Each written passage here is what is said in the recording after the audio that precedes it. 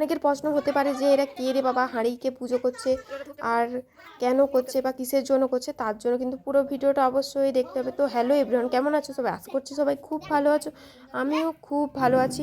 তো আগামীকাল ছিল শনিবার, তো শনিবার আর ছিল মনসা পুজো। তো ওটাকে বলা হয় যে ঢেরা পুজো। ঢেরা পুজোতে মনসা পুজো করতে হয় বাড়িতে, তো আমাদের এটা নিয়ম আছে।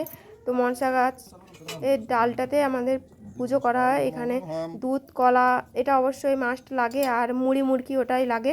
ওটা দিয়ে তারপর পুজোর আলাদা আলাদা সব জোগাড় ছিল, ওইগুলো দিয়ে পুজো হয়ে গেল। পুজো করার পর কিন্তু গঙ্গা পুজো করতে হয়, এটা আমাদের বাড়ির নিয়ম।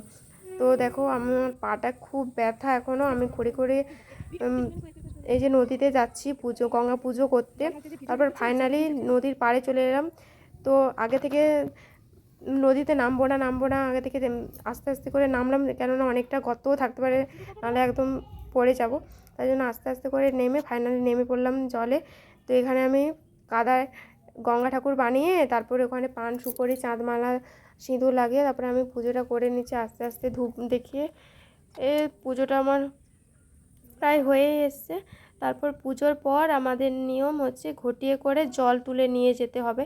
আর আজকের দিনে কিন্তু আমাদের বাড়িতে ভাত হবে না, আমাদের শুকনো জিনিস হয় লুচি পরোটা মুড়ি এগুলো খেয়ে থাকতে হবে। ভাত কিন্তু আমাদের বাড়িতে একদম রাত্রেই হবে। তো পুরো ভিডিওটা দেখলে অবশ্যই তোমরা বুঝতে পারবে। তো সন্ধ্যা হয়ে গেছে, আর এই যে আমি ঘটির জলটা এখন নিয়ে যাচ্ছি।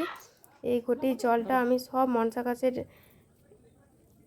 গড়াতে সব ঢেলে দেবো। তারপরে বাড়িতে সন্ধ্যা দেখিয়ে তারপরে হাঁড়িটাকে ধূপ দেখিয়ে তারপর আমাদের বাড়িতে ভাত বসে।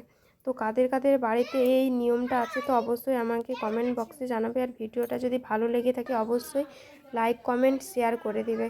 ধন্যবাদ বন্ধুরা, সবাই ভালো